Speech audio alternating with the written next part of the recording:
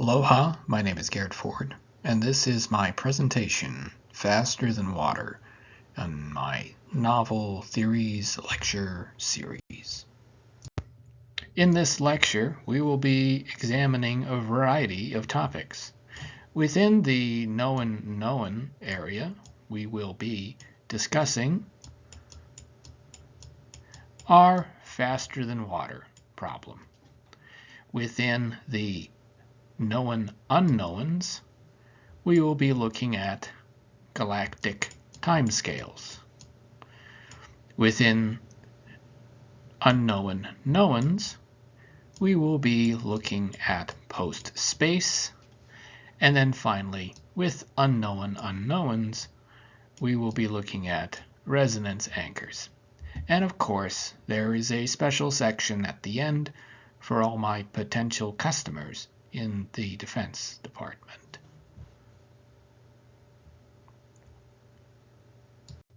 Understanding faster than water is best illustrated with our parable. So imagine humanity is searching the cosmos for intelligent life, when suddenly we receive a signal bounced off of our moon. Now this moon signal that we receive is quickly decrypted, and we are able to determine that it did come from an intelligent being, and it contains a message, and we are able to trace it back to where it came from. Now, of course, it is coming from below the sea, from a race of intelligent crabs inhabiting a land called Carcosa. These crabs have observed some of our vessels moving and are now attempting to make contact with us. Now, we're able to trace it back by virtue of our advanced technology, but they are quite surprised. And if only they had used our sponsor, NordVPN, then perhaps they would not have been found. Just kidding. We don't have a sponsor. Anyways, back to Carcosa and the crabs. The human scientists and the crabs begin to converse, having cultural conversations, and also exchanging information about how their civilizations evolved and their mythologies about life. And amidst all this discussion, they recurringly ask us, well, we would really like to know how you're moving faster than water. We've seen the Soviet K-222 subs moving at around 88 knots, and we've also seen torpedoes moving at 370 kilometers or 200 knots. Now, those speeds are not yet achievable, but they are doable by the science that they understand. And what they don't understand is they have seen the Blackbird airplane moving at about 3,500 kilometers per hour, or an amount of knots that just they believe it's a calculation error. And so they're very interested in how we're moving faster than water. And of course, our scientists are very puzzled by this question. And they respond with, well, you need to get out of the water. You know, the resistance of the water is causing you to move slower. And once you get outside the water, you can have vessels that move at those speeds, and you can traverse the globe much quicker. And of course, the crabs say, but there is only water all the way up to the moon. That's how the moon controls the tides. And that's how you know, all of our understanding of the universe is.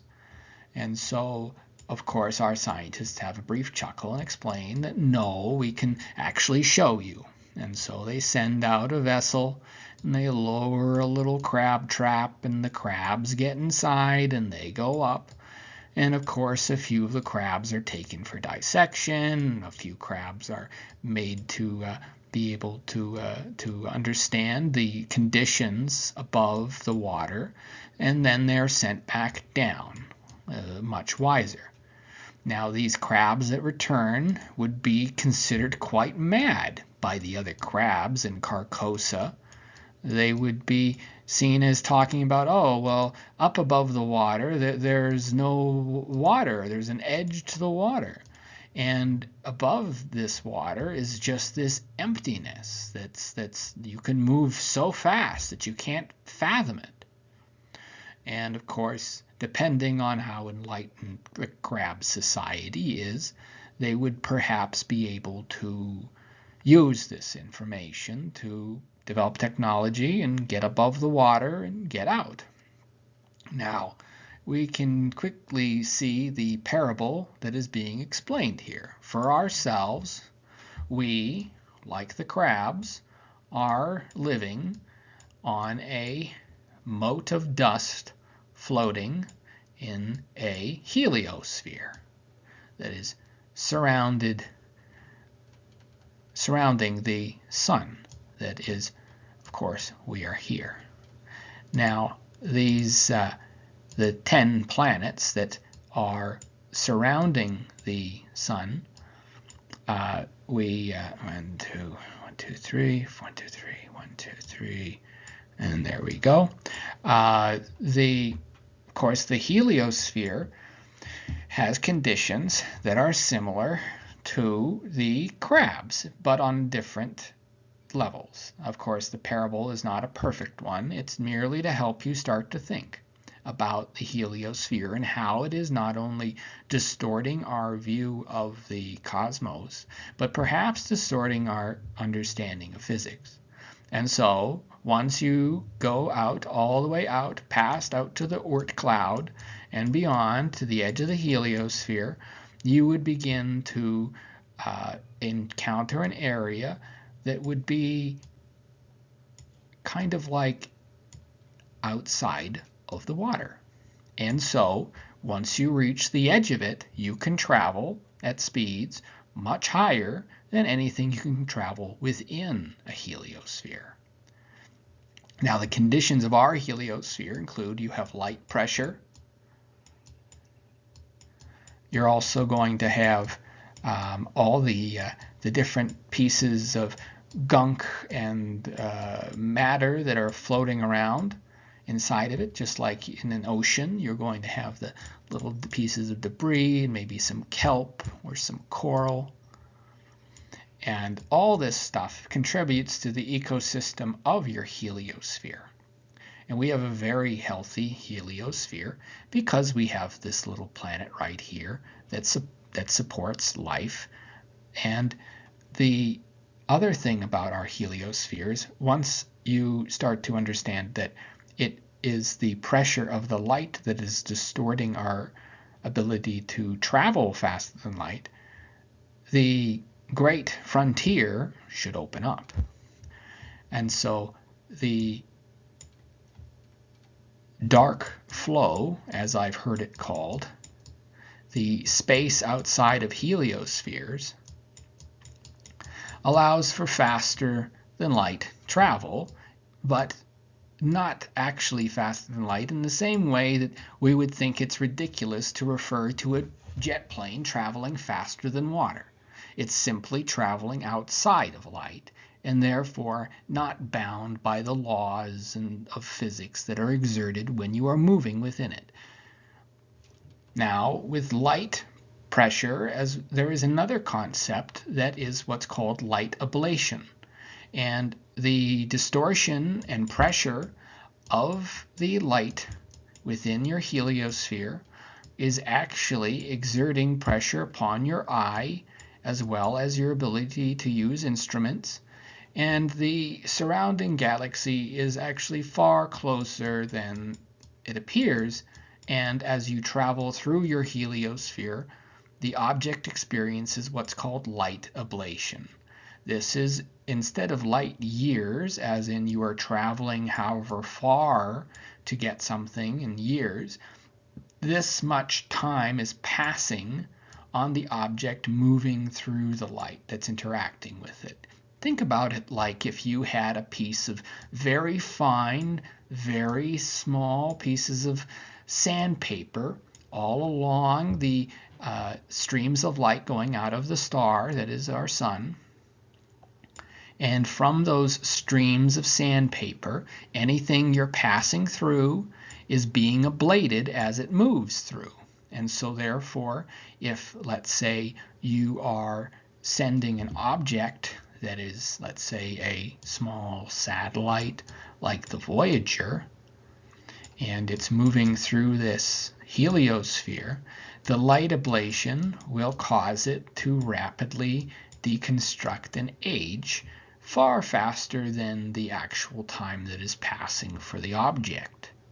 Now, the other issue that this can cause is that what materials are okay to use for space vessels? Well, obviously, stone suddenly becomes a way that we can travel. Another interesting thing is that by generating a counterwave, you can negate some of this and move in ways that avoid the light pressure. This counter frequency would be perhaps akin to the glowing disks that we see that move impossibly according to our laws of physics, and we believe are peopled by little green men that come from another world and are very, very interested in our own. Now, these vessels that we see, we might make contact with and have a conversation with about our own questions of the universe. How do you move like that? Well, they might respond in a very similar way as our scientists responded to the crabs of Carcosa. Another condition of the heliosphere is that once you're outside of it, that is the limit of the concentrated light.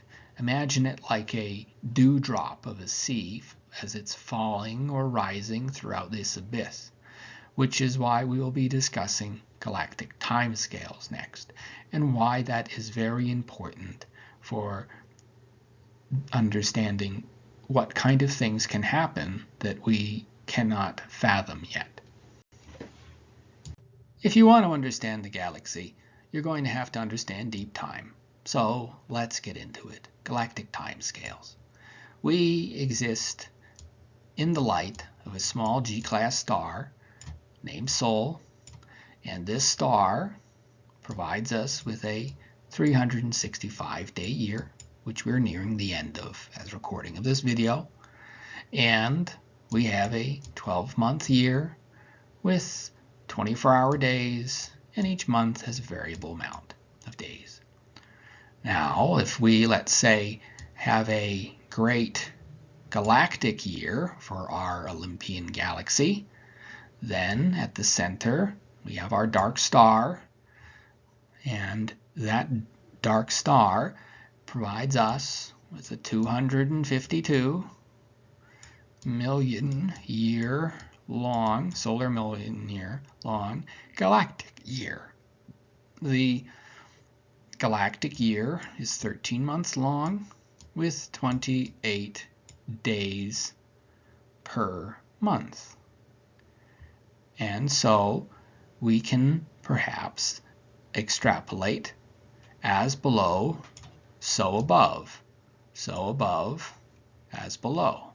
Here we are at the end of our new year here in Canada, and if we were to extrapolate and go 252 million years to kind of do the full circuit around our dark star of Olympia, then this, of course, would be one galactic year. Now, let's do some interesting speculation, shall we? First, how many seasons would there be within a galactic year? As we're moving around the galactic plane, how often is that going to happen? Well, that's a good question.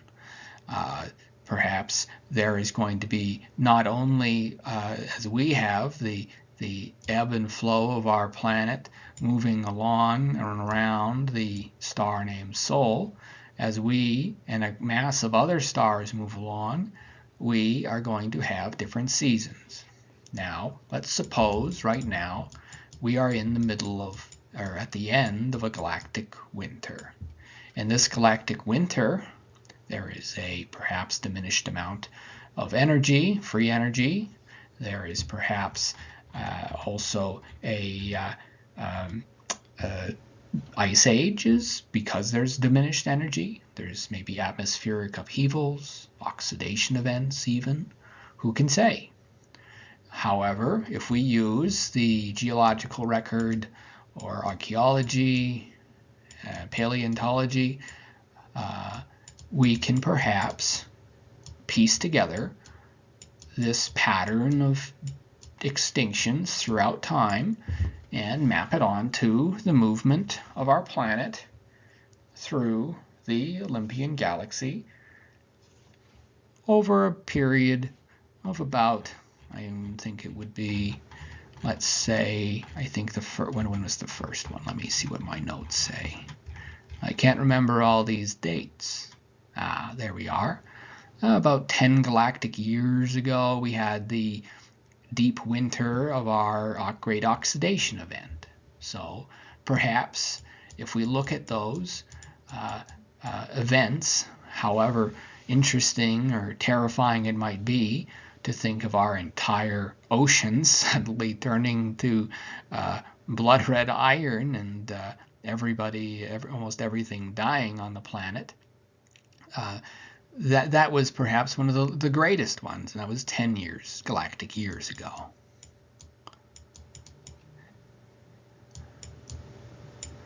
And so then we also might let's look at the Devonian extinction, which was about 360 million years ago, right? And so with that one, that is about 1.7 galactic years ago. And we can continue to move through the extinctions, drawing patterns, looking at, oh, okay, this is quite interesting. It looks like perhaps the most famous one, the 65 million years ago, that every, I'm sure, school child can tell you is when the dinosaurs went extinct. That would have been the end of the last season that we were in, which might have been our autumn. And then we also have, of course, our summer.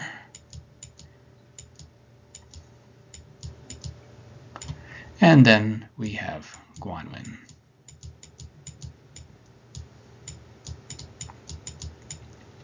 Now, when we are looking at this great wheel that is rotating, what other perhaps extrapolations we can look at? What other things might occur during each season?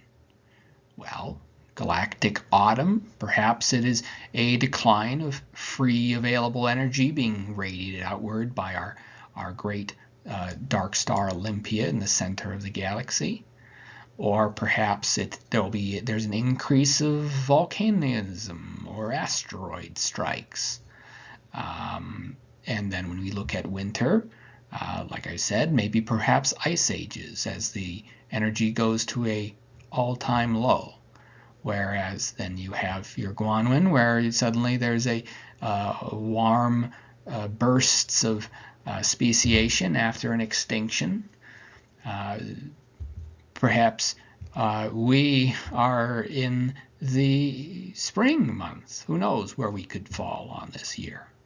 Another piece would be the summer, where there's large periods of high biodiversity within the galaxy. And the reason that right now we're not maybe contacting anyone is because it's the dead of winter out there, and most civilizations know better than to go out in the middle of winter and try to traverse the great dark galactic flow, which would be impacted by the power of the dark star Olympus in the center of our galaxy. Which, of course, it makes one a human who is only perhaps going to live 76 years, would perhaps look at this and conclude that these are too great of timescales to be worried about. But once you start moving outside of light, you can start moving faster than time. And so suddenly galactic timescales don't quite seem so silly. Now, what else can we look at? So the end of the dinosaur era, the 65 million years ago, around there, we have the massive asteroid strike and the dominant species of saurians go extinct.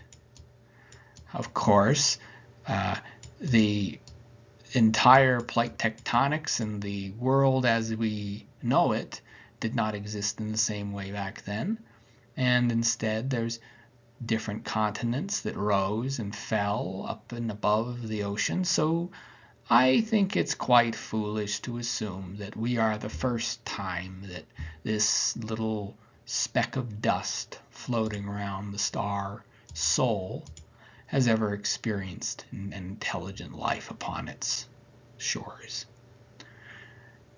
Now, let's look at aeons. Now, our apocalypses, we're going to discard them for now.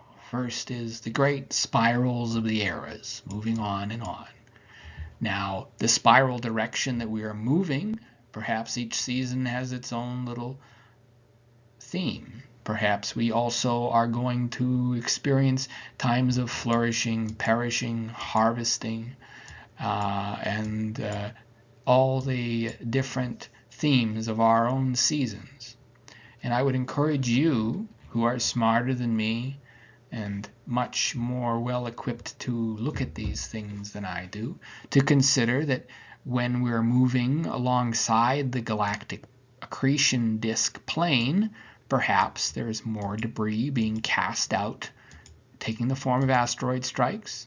Perhaps as we move around a pole of the dark star, perhaps we would encounter the relativistic jets that are emitted from these poles that perhaps are the cause of gamma ray bursts. Perhaps there is also the shadow that we might move through in, let's say, where we are right now, the dead of winter, and it impacts the amount of how even light is functioning. In the same way that water freezes in winter and then it thaws in the spring, and there's all manner of different pieces to uncover here. So it's a great, interesting area to study. Now let's look at some just things that I included for fun. Let's consider the Great Wheel in Hinduism, where you have your different eras of diminishing energy that are part of a 4-part great year that is part of this great year. The God's year, sort of, I believe. I don't know the exact pronunciation, so please excuse me, and though you are smarter than I'm sure you will uncover and discover where I have erred. First, you have your season of Krita, which is that first era, the best era, and maybe this would be that era of high energy in the summer, or perhaps in Guanyin, when there is a variety of energy and there is also the length of that period of time is longer than the other periods. We also are going to have Dvapara, which maybe would align with summer or autumn, and then Treta, which would maybe align with autumn or winter, and then finally the Kali Yuga, the End Yuga, which would likely align with winter, or possibly, because of the chaos that I assume would occur during Guanyin with new speciation and comet bombardments, it would be perhaps an age of ruin. And through the repetition of these eras spiraling around over and over, great civilizations such as the Bharati had observed these and preserved it in their religion, which, of course, is faithfully preserved through these cycles. And we, of course, also have our zodiac. And so, can we try to deduce what the ancients were saying with each sign of the zodiac? Are different signs and being under them, is there new zodiacs we will encounter as we move from one season to another? Are we simply, with the zodiac we know, with the Aquarius and Pisces and Scorpio, etc., is that just simply part of the winter zodiac? And is there three additional zodiacs, hidden ones, for the other eras with entirely different constellations that perhaps hint at the conditions of those seasons? And that is actually a theme in my upcoming book, so I hope you all check it out. Lastly, magic. Oh yes. Let's think about a period of very high energy where perhaps visualizations of a person's mind could actually be used in a similar fashion as the idea of magic. And simply right now, we are in a period where there's not enough free energy in the universe, and once we change seasons, it will, of course, shift. So that is that, understanding galactic timescales. Once you break free from the heliosphere of your star, you might encounter a structure of reality called post-space. What is post-space? Well, it's the universe with no space in between all the stars and structures and everything that you're able to walk on, visit, observe. Of course, not in a flat Earth sort of a way, but instead it would be more like tines of astral coral as each observational axial and planet moves through space, through the passage of time being this infinite and eternal spiraling maze. Each of these tines of astral coral, as they grow, leave behind a trail that is preserved in the superposition. And even though you are not there right now, a moment ago, you were there and you are there, and you are where you're going to be in the future already. You just have to catch up to it. And so this superposition would be preserved within post-space. And like the view of the tesseract, where we're perhaps viewing the movement of time, post-space would be this as a landscape that would be traversed, and human bodies would be perhaps perceived as a semi-intelligent form of slime mold by beings from outside and above observing us, and they would maybe not even perceive that we are intelligent until, of course, we start making enough noises that would be able to be deduced as intelligent. Furthermore, and if we extrapolate how humans treat their livestock, or their machines for that matter, perhaps the things that are outside and above observing us would maybe try to prune the tree of life, of sprue being, of course, the dead ends of a observational axial that are not viable. These pieces of sprue can be harvested for resources, experiences, life, etc. And the rest of the timeline continues to grow, and the observational axials that are required for it, of course, are preserved at all costs.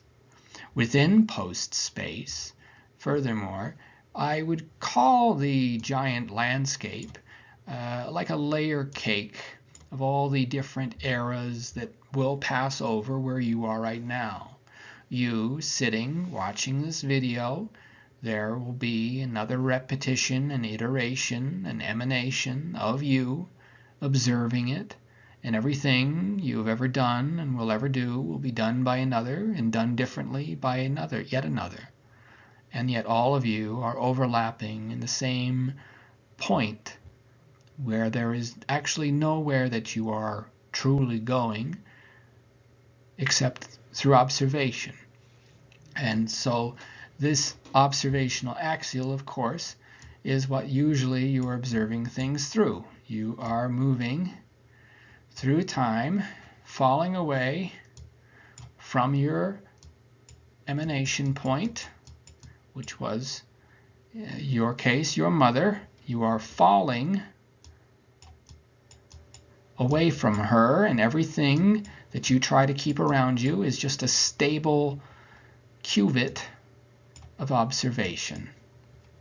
That is an axial view. The axial that you are observing, you're merely looking through the light sensors of a living organism and observing life inside this machinery that is a brain as you fall away from your emanation point to your termination point.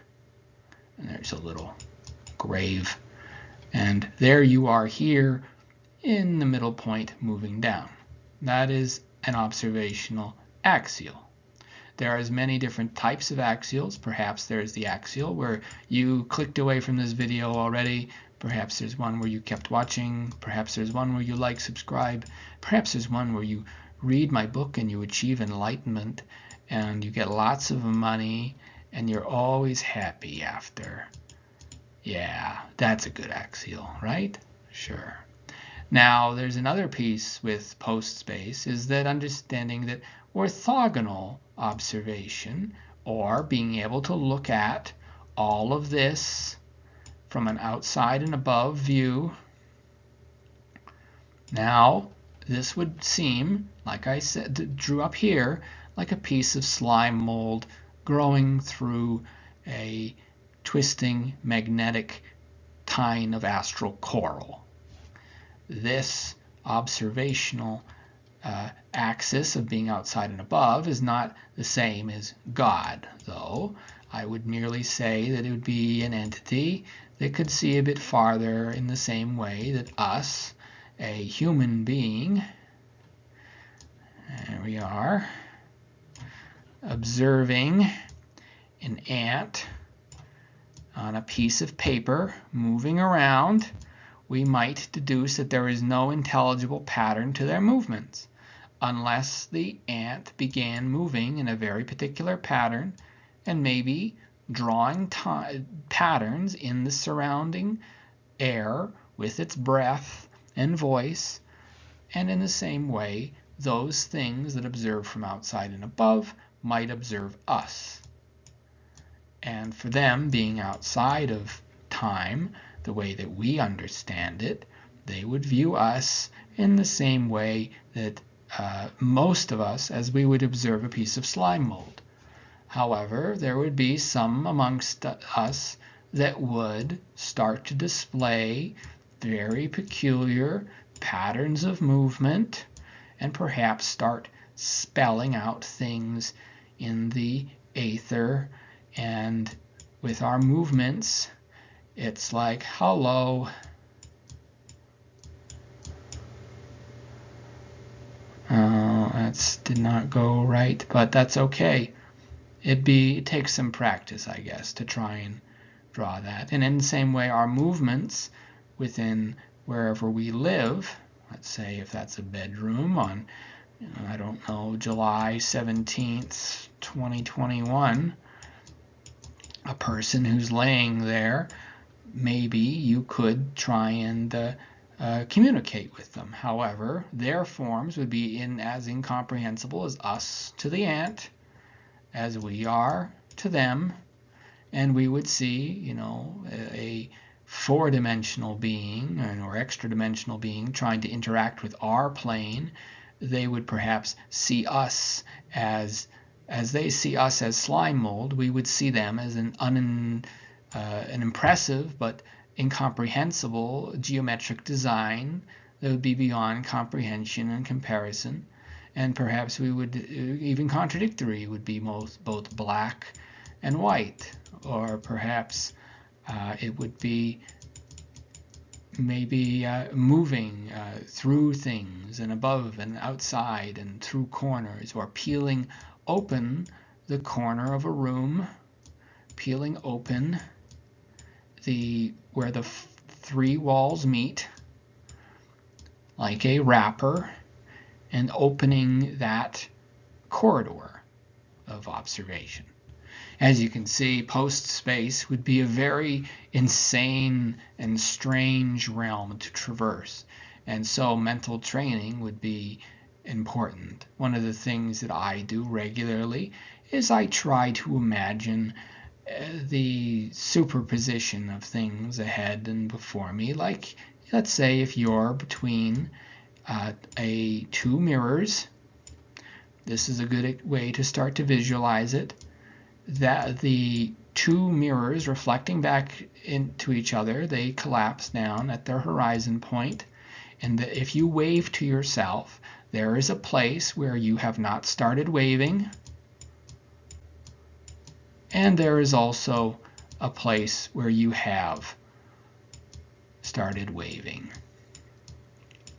And between these 2 points is your observational axial, where you are in the sentient control of the body that you're inhabiting, but the ones in the past or the ones in the future, they are not under your control.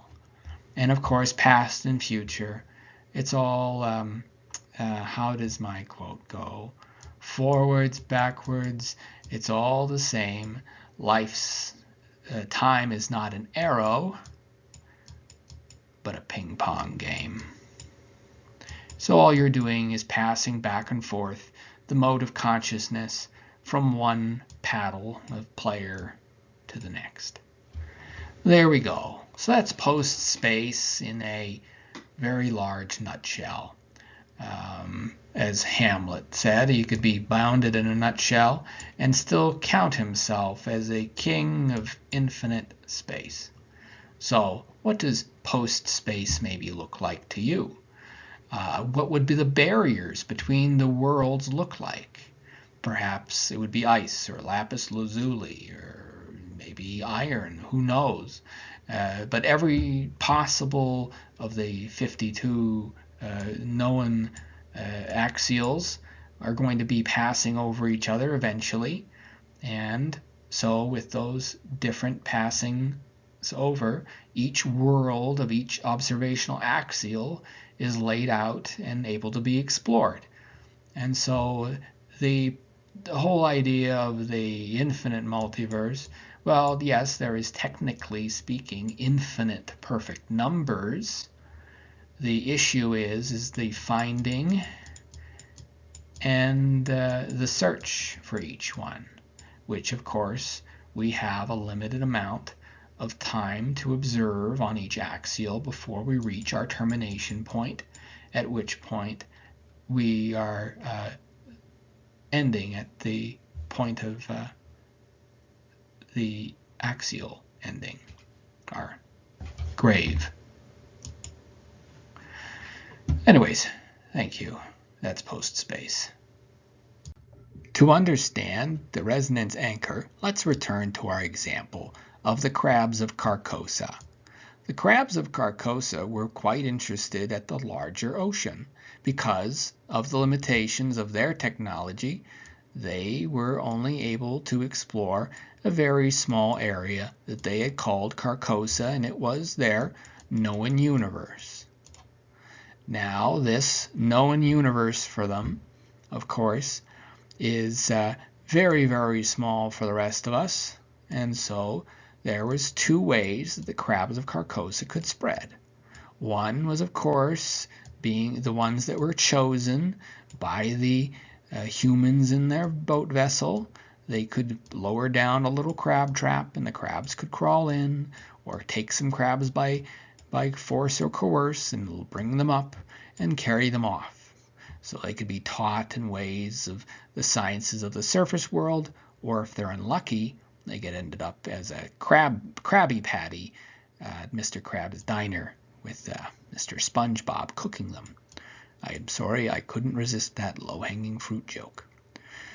Or another way, without the perhaps humans on the vessel knowing, a crab could climb aboard the anchor, and as the vessel begins to move, hanging on for dear life on this anchor, as the boat is brought to another part of outside of their known universe.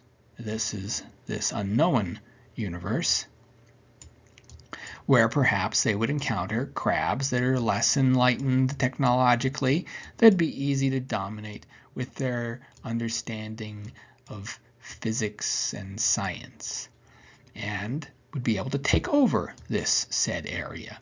And a industrious group of crabs could continually bring the humans on their boat back there with more questions and more things from their scientists, while subtly, of course, boarding the anchor and being brought to different ports all over the world until eventually there's just crabs everywhere.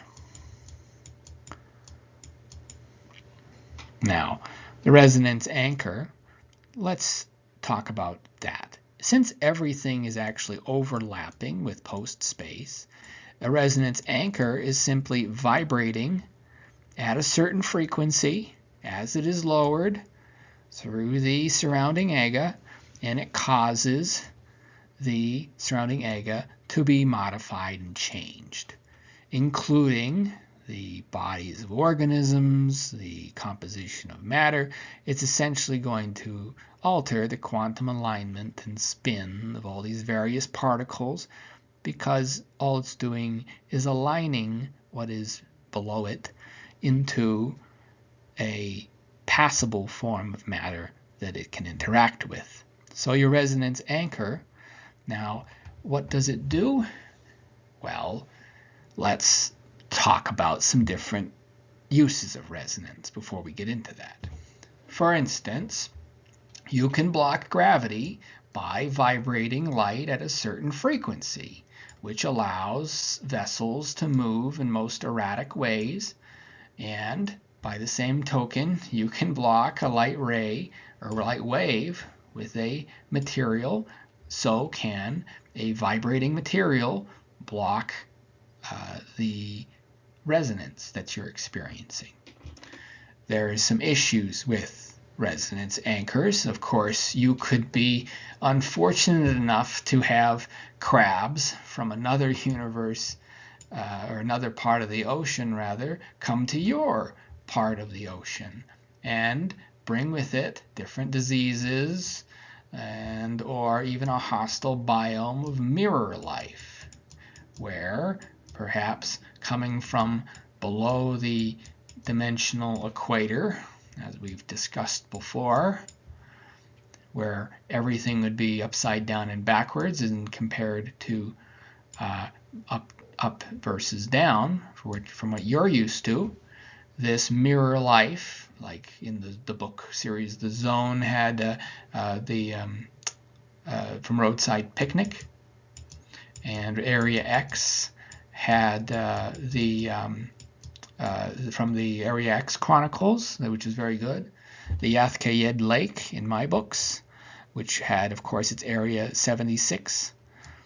And so these hostile biomes would likely emerge as a result of the crashes or errors caused by these anchors. Because the biggest thing I think of this kind of technology is just because it's godlike technology that can alter reality does not mean that mistakes don't happen. Now, this vibrational energy is being used to alter the surrounding ega in the same way you can vibrate a tuning fork in a cup of water and change the vibrational energy of the water, and perhaps send signals or even kill a unfortunate crab that gets too close. Ooh, poor crabby. Poor crabbo. Oh. There's all kinds of different things. Now, resonance aphasia would be where you cannot perceive the changes caused by a resonance anchor. For you, you've always been a crab, or a human, or a moth,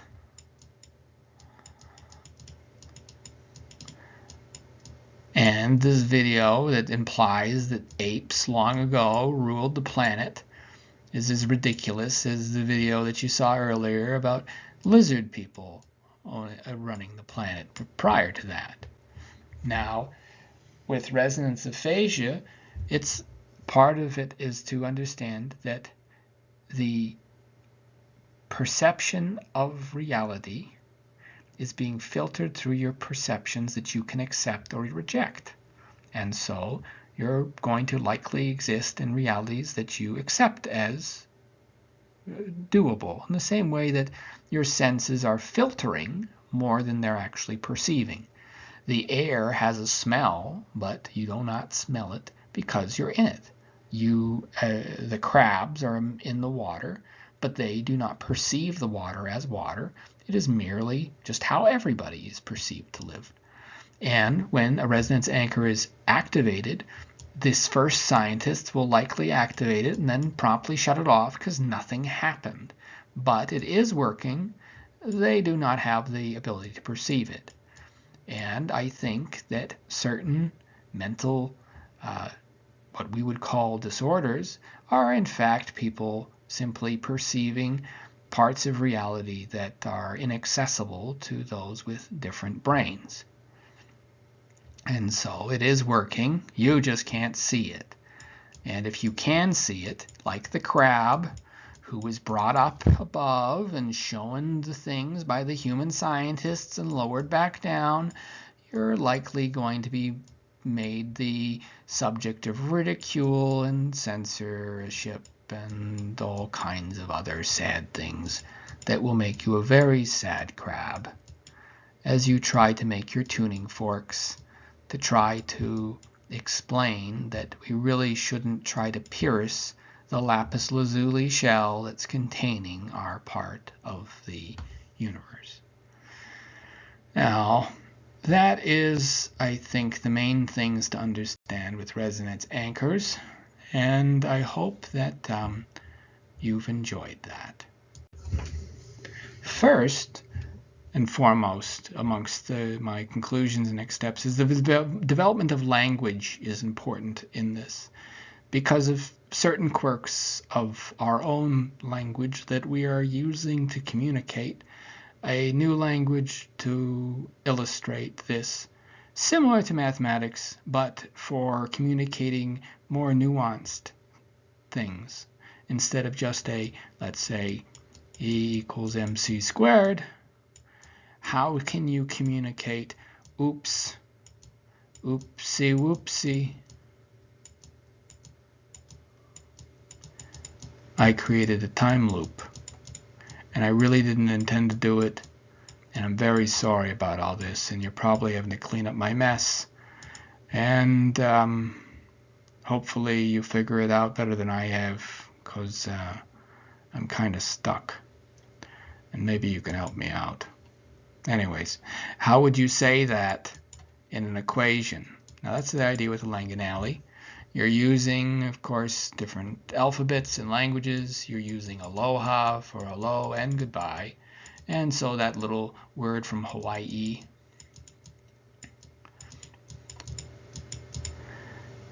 suddenly is taking on a interesting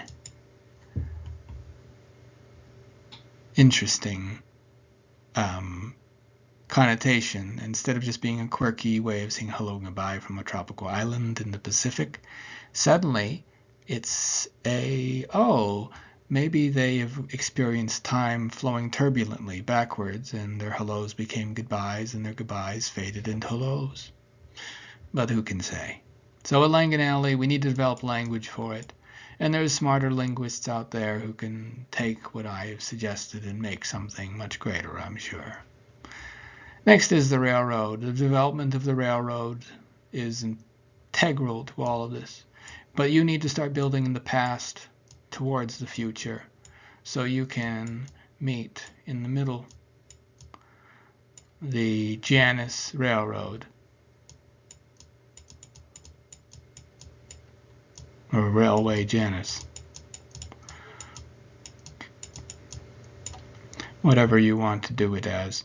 But basically you're going to have to come to facing the future, facing the past, but to do this you're building a bridge, and you're building it from the past towards the future, assuming that and building the infrastructure in the past so the future can use that infrastructure to manipulate the past. Does that make sense? Hopefully it does. Another piece for you to consider in all of this is start mentally training yourself to think of things not as time being an arrow, but a ping pong game, and that forwards, backwards, it's all the same. And then lastly is Mather's confutement and how it contributes to all of this. But that could be a lecture all on its own.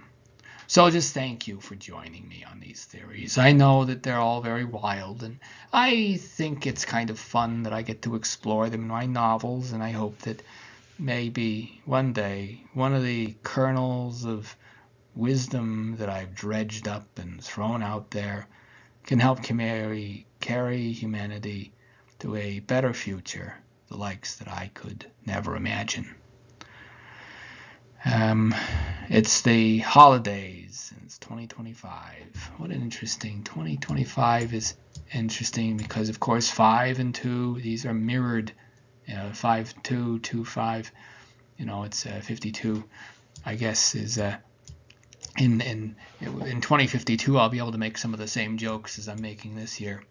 But for the rest of the year, I guess it doesn't make much sense. But anywho, thank you for everybody who's joined me on my channel, and thank you for everyone in the who's looking at some of these and perhaps giving thought and purchasing some ideas or consulting with me, giving me some much needed business.